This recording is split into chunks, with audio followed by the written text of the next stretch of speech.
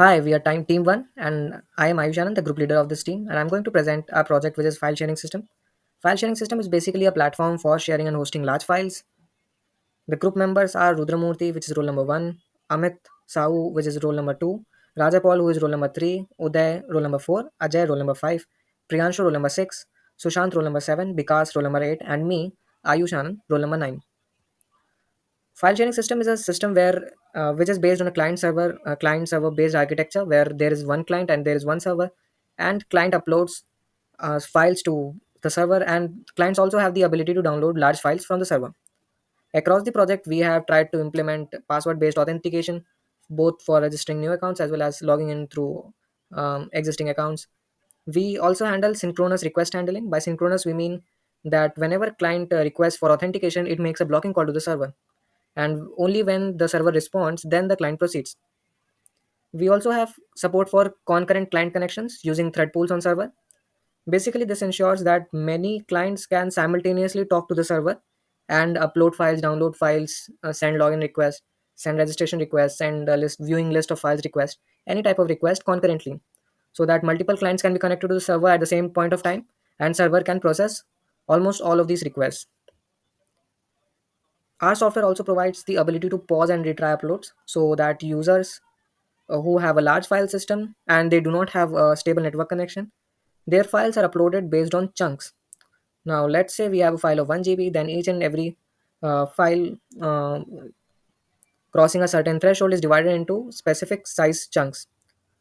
For example, if a file is of 1 GB, then it is distributed and split it into chunks of, let's say, size 400 bytes. Then each of the 400 bytes chunks are uploaded to the server, and on the server, these chunks are recombined when on successful upload, and these are recombined to get the original file.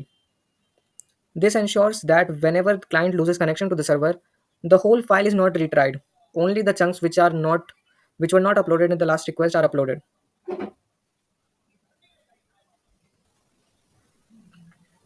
Also, whenever the client tries to upload the file, we provide a simple and usable user interface wherein the clients do not feel the differentiation between retrying of uploads and uploading of fresh files. They just get to input the path of the file they need to upload on the server, and the client software itself checks whether this upload has already been tried or not, and then it does whatever is needed. Now, chunk based uploads for increased reliability, as we discussed in the previous example, that we split a file into smaller segments and then try to upload the file for increased reliability and fault tolerance of network connections.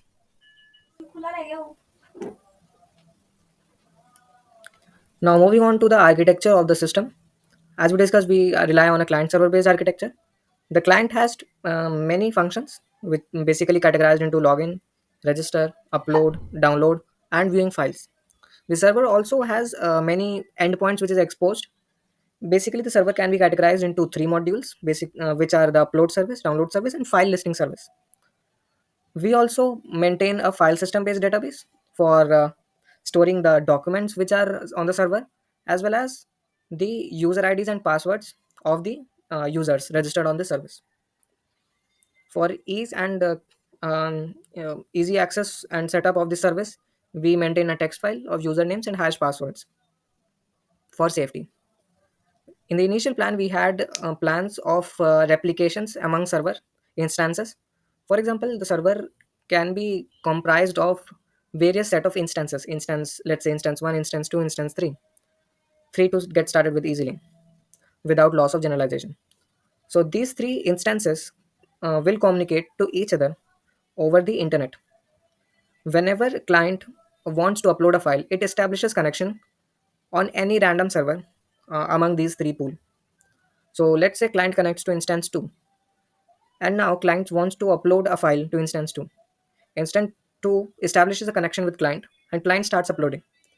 When the chunk based upload is successful, the instance 2 actually combines the file to get the original one and saves into permanent storage in its own disk. Now instance 1 and instance 3 constantly poll instance 2 and each other also to check for new files which are on a different server but not on them. So instance 1 and instance 3 find out that in this new file, which let's say a random client has uploaded, is on instance 2, but it's not on instance 1 and instance 3. So they make a request, and this file is also copied to instance 1 and instance 3. This way, we ensure eventual consistency in this distributed system. The instance 2, instance 1, and instance 3 uh, replicate in a manner as follows. Instance 1, instance 2, and instance 3, all of these maintain individual set of file IDs which they have on their system. Now, how is a file ID determined? A file ID is determined by hashing the contents of the file. This ensures two things. A file is uniquely marked with a file ID. Second, if a client tries to upload multiple copies of a single file in a manner similar to DDoS attacks, the client will not be able to do so because the server will not be overloaded with the storage space. The server will only keep the latest copy of that file, and it will replace that particular memory only. It will not lose storage space in this scenario. Third thing, if the file is already present in server 1 and if the file is also present in instance 2 of the server, then how will they both know that these files are the same? Because they might have different naming. These file hashes, however, shall remain the same because the content remains the same, therefore saving network time and also speeding up the process. So instance 1, instance 2, and instance 3 on a random time, they poll each other to get the set of file IDs they have. Let's say instance 3 queries instance 1, what file IDs do you have? And instance 1 responds back with a list of file IDs. Instance 3 now checks that I have only X number of file IDs from this. So I will now require the other file IDs to be copied into my disk from instance 1. Now instance 1 schedules a task from its thread pool to copy all those files to instance 3. The instance 1 schedules a random task from thread pool into the thread pool so that clients are also able to simultaneously upload new files onto the instance 1, and also other server instances are able to uh, approach eventual consistency. Now, whenever the client tries to log in, let us understand the mechanism behind it. Whenever a client logs in, it uh, collects user ID and password, which are the login credentials from the users, and it sends to the server, making a TCP call. We handle all these communications between the client and server using RPC.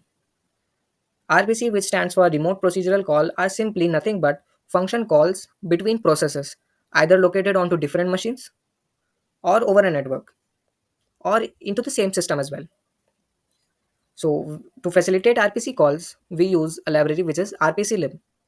RPClib is a very known industry standard and is also used for projects at Microsoft. For example, Microsoft AirSim. We chose RPClib over any other library for RPC because it was very intuitive and user friendly. Second, it had a strong documentation. Third, it had a strong backing by use of by the use in projects of very uh, other big techs. And fourth thing, this project was very mature and had the production version released by 2019. So we used RPClib to implement the architecture we are discussing here.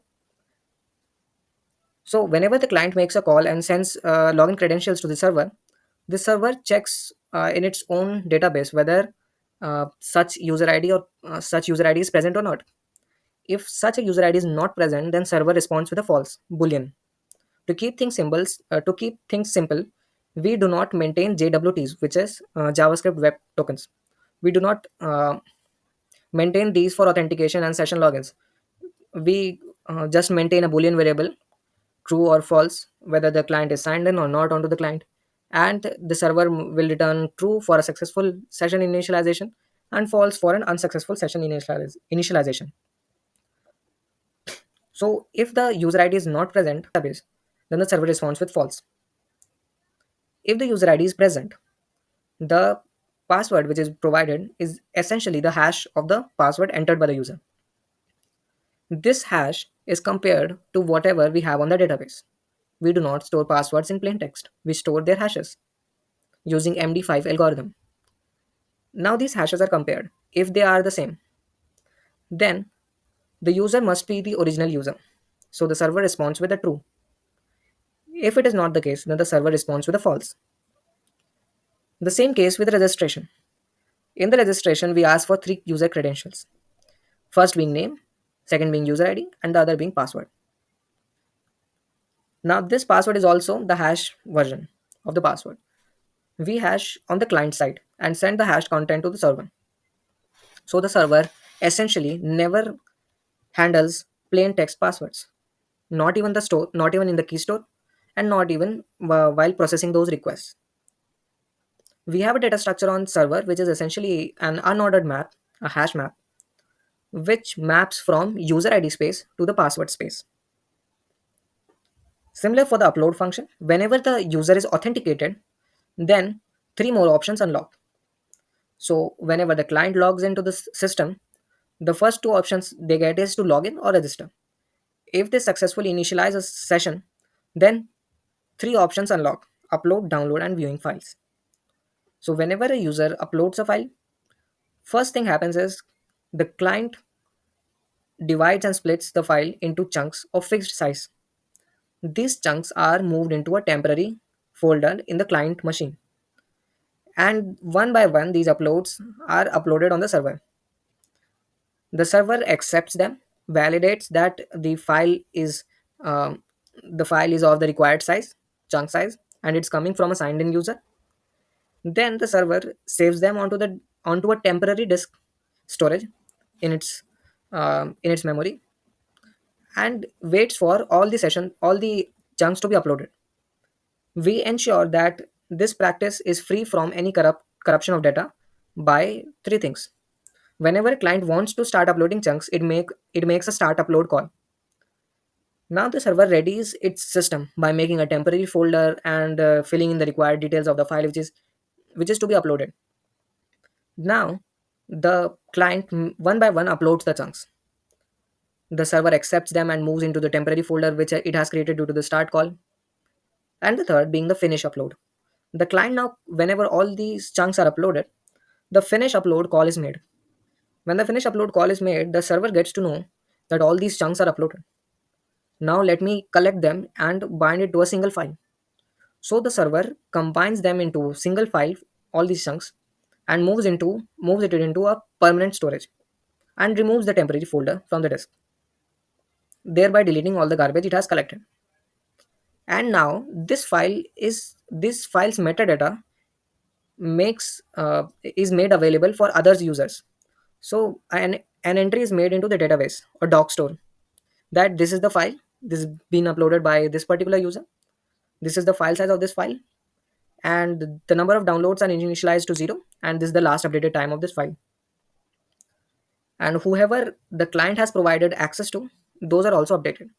The client also has the ability to define which particular user IDs it wants to grant access to, thereby creating a safe and secure way of not only sharing files but also storing their own files. The user can provide access to no other users and store their private files over on the cloud. The download function works in a juxtaposed manner. In a download function, the client request makes a request to the server. The server finds out whether this file is particularly present or in the doc store or not. Now it queries for the metadata of that file. Why is this necessary? This is necessary to ascertain that whether particularly this user ID is granted access to this particular file ID or not. If the user ID is not granted access, it's not in the list of permitted users, then the server responds with an error that hey, you don't have permissions for this. But if the user has permissions, then the server starts sending the file contents to the client in a manner opposite to upload file function. It chunks the file and sends the chunks, and then all these chunks are recombined onto the client machine. Now, view files option is also a major feature of this platform because users do not know the file IDs uploaded by other users on the server. So they can just query the server that which file IDs are present. Now, in a naive implementation, this can be very much exploited by hackers. So they would just send a view files query and they would get all the file IDs, even those which they are not granted access to, and they can start exploiting the system. But we do not allow this. We ensure security by actually getting the user ID of that client and then making a query on our own doc store that hey, this user has access to which particular file IDs. Whatever file IDs are returned, only those file IDs are sent back to the client. This ensures security, and only those file IDs which that particular user has access to are returned. So this is basically the architecture of the system. Some of the key engineering trade-offs we did were we chose the package to be very fast. So we had to choose all those tools which were faster than what people would commonly implement. We would want it as fast as it could be. So whenever we transport files or let's say data over the internet, we send it over as bytes. Now the bytes are simply 010101. How would the how would that particular client or server know that in which manner is this data given? What is the format? So this is basically known as serialization and deserialization. There are two methods of serialization and deserialization which the industry has. There are many methods, but primarily there are a couple of them. Two of them which we would like to discuss is message pack and JSON. JSON stands for JavaScript Object Notation. It's the de facto standard, and it's very easy to use and even human readable. So people use it. So we have message pack, which is used by RPC our library, and JSON. So we found that message pack is around 76% faster during serialization tasks and 78% faster during deserialization tasks over JSON. It's also used by Redis and Pinterest. So we chose message pack over JSON. We, the second priority was being native. We wanted to be as native to the operating system we are developing this software on, so that it is faster. If we use built-in tools by the operating system, then the tool is automatically faster. The third major objective was concurrency. So many clients should be able to access this server. We implemented this using thread pools. What are thread pools? Thread pools are simply nothing but a set of threads which are used to schedule tasks on a machine. Let's say I have a program. I initialize four threads for that particular process. Now these four worker threads will be able to get tasks scheduled so that they can work on them concurrently, and then this ensures that work is a little bit faster than serial task scheduling, so they don't have to wait for each other to get completed. This also increases the fault tolerance capability, because when two clients are already uploading and third client waits in a serial manner, then the timeout will be made within 5 minutes, which is the default timeout over in any HTTP connection. So it's very likely that the connection will fall out. To ensure this, we use thread pools with default 4 worker threads, which is modifiable. We make chunk based uploads so it's more reliable, and retrying uploads is also possible. The OS level features which we use is the first libraries, which is pthreads library to implement the thread pool. We also use the system command to execute low level operating system calls to split the file, make a directory, temporary directory, create files, write to files, etc. We also use the split function and cat function. Split function essentially divides the file into chunks, and cat functions does the opposite. It combines chunks into a single file. The other tools which also need acknowledgements is RPCLib, Message Pack, ASIO is Async IO. We do have a couple of asynchronous requests being supported on the endpoints of this API. The other is Google Test. We had a couple of unit tests written to ensure that the logic works correctly. Now let's see a live demo.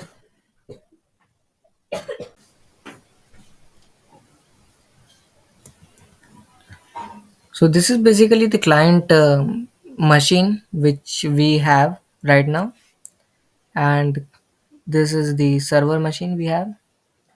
So we can see that there is no file uploaded currently. So we will first start the server. To start the server, we will first do make run simple. So we can see some logs or output on the screen, which is setting up server, and then again the log is running the server at port 8080. Now let's move on to the client, and we will now start the client project. And as you can see that this is the interface of our client file sharing system. The Since the user we have just started the program, the user is not logged in. there are only three options: login, registration, and exit. So let us log in. So user id is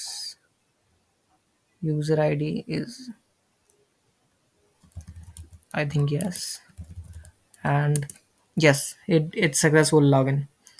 So now once the login is completed for this particular user, we now have four options: to upload a file, download a file, view files, and then log out. We'll first view files. We can see that no files are on the server. Now to ascertain each and every activity, we should also monitor a log on the server. There should be log against this activity on the server. Let's move on to the server. We see that yes, first there was a ping test that the client started. Then there was sign in request for this particular user ID, and then there was a get files request. Okay, cool. Let's move on to the client again. Now let us start uploading. Asking for a path to file. So what file we are going to upload? So I will upload one special file which I have on my system, which is a screenshot of my class. So this was the first class I had on in this institute. So this is very special to me. So I will upload this file and let us see, and let us upload this file. So I'll right click on it and copy path, and then I paste it here. So we can see that the path is here. Now, do you want to grant access to this file to other users? Let's type no. Then it splitting files into chunks and getting ready for uploads. Now it started uploading. All these chunks are being uploaded. It led to a lot of chunks because this was 400 bytes chunk size. So there are a lot of files. Let's wait for everything to be uploaded. We can see there are a lot of chunks for this particular file. Now the upload is complete. The upload appears to be complete. We can see that the pending uploads folder is deleted after being uploaded. Now, to see whether it has been uploaded on the server or not, we see, oh, there are so many logs on the server for this particular file ID. This file ID which we have got is actually the hash of this particular file content and the author as well. So we can see then uploaded files, it has a new file, and this file is, whether this file, yeah, this file is the same. And see, the data is also conserved. It's not corrupted, because even if one byte of a chunk would it would have corrupted, then this whole file wouldn't have been there. You would have seen a pop-up message of that this file is corrupted, we cannot view this file. But each and every data is conserved there. That's why we can view this photo file, png file. Now let us do one more thing. We can now query which files are there on the server. Let's press option 3. Now we can see that there are other file id, this file id, particular file id which we have on the server. Now we can just clarify it on the server. Yes, this was the file id. Now this file id is being uploaded by Ayushanand18, which is me only. I'm signed into this username. This last update time is today, this time 10:38 in the night, and I think it took around 2 minutes to upload this file. Whether I have access to it or not? Yes, I have access because I am the author. This is the file name, liveclass.png. Yes, this is the file name. The size is this much. This is equivalent to some 1.1 MB. How much is the file size? We'll see it later. Yeah. So is it downloaded? No. So we will now download this file. Now it shows all files. So we will copy the file ID. Now we copied all the file ID. Now we'll input our file ID and we press enter. The download was in place and the download was completed. So let's see our downloads folder on the client side. We have a file. This file id we downloaded with file id ft9e8, and yes, this is the same file again. So the upload and download functionality pretty much works very flawlessly. So this is the overall demo of this project, and I'll log out of this session and then I'll exit. We saw the code demo. Now it's time for code walkthrough. Unfortunately, due to the time constraints of the limit of this video to be 30 minutes, we couldn't find the time to go through the code. So this is the GitHub repository we have stored for the server side code, and we also have a dedicated monorepo for the client side as well. So if this both these server and these client repositories have a dedicated readme file where you will find more details around the project, the instructions to install, the instructions to use, and other development notes. We also provide a notes folder, and these notes folder we have a basic instructions file where you get informations about installing these libraries and building them from source, as well as using them directly on your machine by cloning and executing some tasks. And this also has some possible errors that you could get and the resolutions to them. Also, it has some information files where you can find about what we had focused on while designing this product, and the interfaces of the class and how it would look like while we were designing this. And there are some development notes also which talk about the challenges we faced throughout the development of this project and how we dealt with it and what were our learnings. So each and every monorepo, both the client and server, also contains GitHub workflows where on every commit that we make, on every change that we push to GitHub, a workflow runs. And this ensures that whatever we are committing on the repository, it is installable or not, it is bug free or not. So it basically checks that.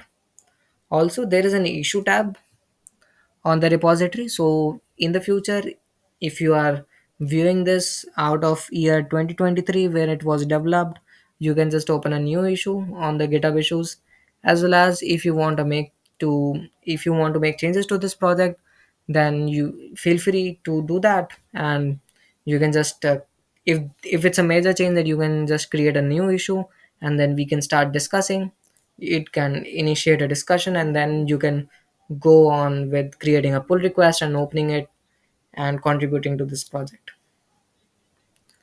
Thank you so much for listening to us, and I hope it increased your knowledge a bit at least, and I hope you enjoyed it. Thank you. Good day.